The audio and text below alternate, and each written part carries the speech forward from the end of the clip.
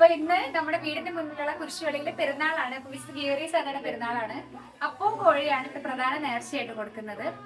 പണ്ടൊക്കെ നമ്മൾ അപ്പം വീട്ടിൽ തന്നെയാണ് ഉണ്ടാക്കിക്കൊണ്ടിരുന്നത്. എല്ലാ വീടുകളിലും ഉണ്ടാക്കി നമ്മൾ അങ്ങനെ കൊടുത്തോണ്ടിരുന്നത്. പക്ഷേ ഈ പ്രാവശ്യം അപ്പം ഓർഡർ ചെയ്യാണ്. ചിക്കൻ കറി നമ്മൾ ഇവിടെ തന്നെ എല്ലാരും കൂടി ഉണ്ടാക്കുകയാണ്.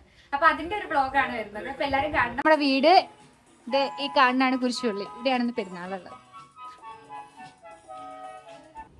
നമ്മുടെ ഈ കുരിശുപള്ളിയിൽ വൈകുന്നേരങ്ങളിൽ ഈ ഭാഗത്തുള്ള എല്ലാവരും വന്ന് തിരിയൊക്കെ കത്തിച്ച് പ്രാർത്ഥിക്കാറുണ്ട്. അപ്പോൾ ചിക്കൻ കറി ഉണ്ടാക്കാനുള്ള ചിക്കനൊക്കെ ഇവിടെ ക്ലീൻ ചെയ്ത് കഴുകി വൃത്തിയാക്കിക്കൊണ്ടിരിക്കുകയാണ്. ഒരു സൈഡിൽ കൂടെ സവാള കാര്യങ്ങളെല്ലാം അരിയുന്നുണ്ട്.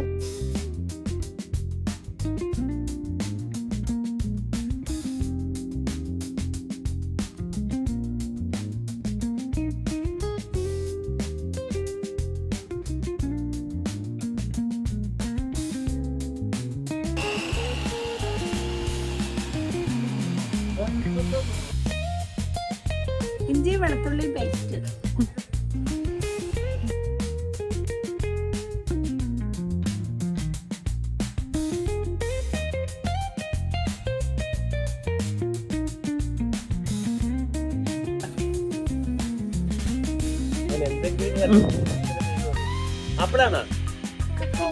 ആപ്പിളാണ്. ചിക്കൻ കറി ഉണ്ടാക്കാൻ വന്നാണോടാ?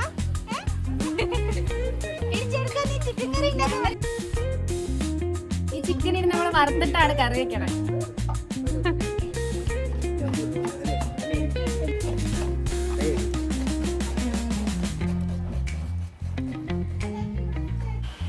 നിങ്ങക്ക് ഇപ്പളെ പെരുന്നാൾ തുടങ്ങിയോ?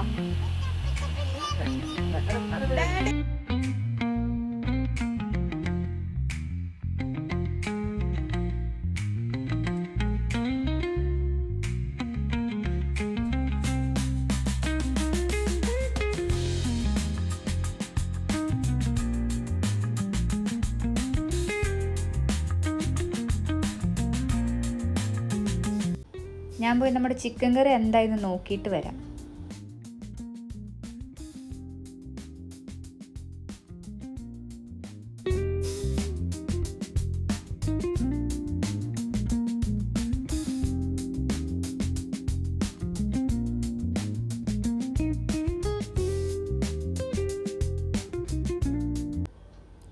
കാണുന്ന പോലെ അത്ര എളുപ്പമല്ല ഇത് ഇളക്കാൻ. എനിക്ക് മനസ്സിലായി. നല്ല വെയിറ്റ് ഉണ്ടായിരുന്നു അതിന്.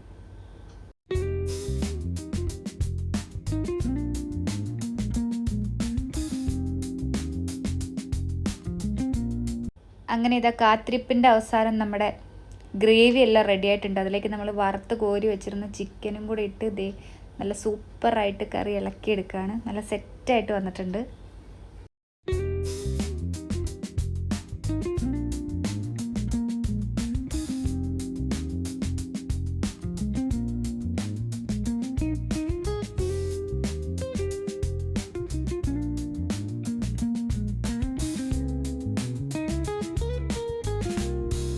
അവിടെ ചിക്കൻ കറി ഉണ്ടാക്കി കഴിഞ്ഞു. അതുകൊണ്ട് ഞാൻ വീട്ടിലേക്ക് തിരിച്ചു പോവാണ്.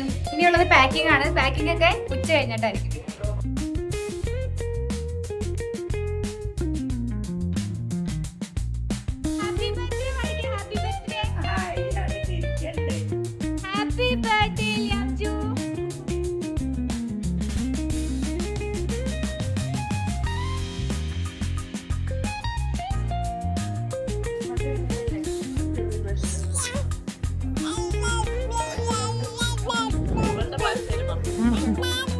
നേർച്ചയ്ക്ക് വിളമ്പാനുള്ള അപ്പവും കോഴിയും നമ്മൾ പാക്ക് ചെയ്യാൻ പോവാണ്.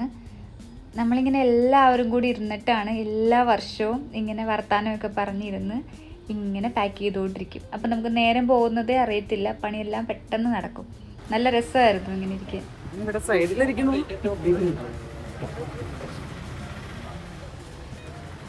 പണ്ട് നമ്മൾ പ്ലാസ്റ്റിക് കവറിലായിരുന്നു കൊടുത്തോണ്ടിരുന്നത്. അത് മാത്രമല്ല, പണ്ടിങ്ങനെ അമ്മമാരെല്ലാവരും കൂടി ഇങ്ങനെ അടുത്തടുത്ത് ഇങ്ങനെ അടുപ്പ് കൂട്ടി അപ്പം ചുട്ട് ഇങ്ങനെ എടുക്കുമായിരുന്നു. നല്ല രസമായിരുന്നു അതൊക്കെ. ഈ പണ്ടെന്ന് ഞാൻ പറഞ്ഞത് ഞാനൊക്കെ ചെറുതായിരുന്നപ്പോൾ ഉള്ള കാര്യം കേട്ടോ. ആ കാലഘട്ടമൊന്നും ഇനി ഒരിക്കലും തിരിച്ചിടില്ലല്ലോ എന്ന് ഞാനിങ്ങനെ ആലോചിക്കുകയായിരുന്നു.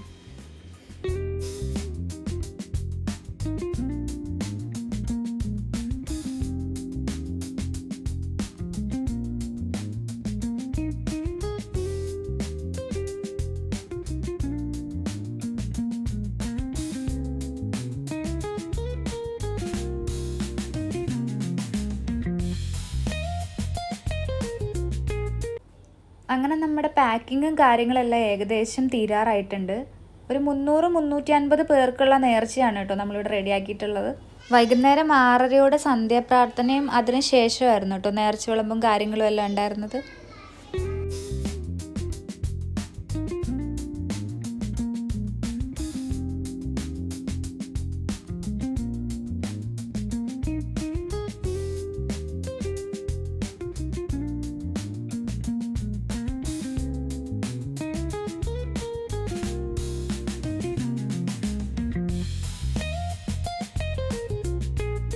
ഞങ്ങൾക്ക് വേണ്ടി ഇപ്പോഴും എപ്പോഴും ഞങ്ങളുടെ പല സമയത്തും ദൈവം നമ്പരാണ്ട് അപേക്ഷിച്ചോളണമേ.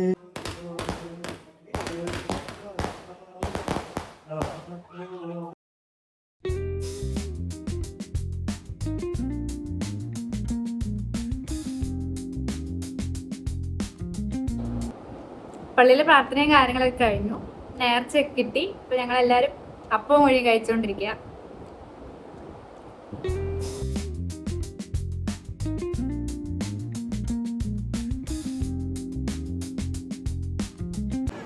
ടാറ്റ പറഞ്ഞേ, ടാറ്റ പറഞ്ഞേ.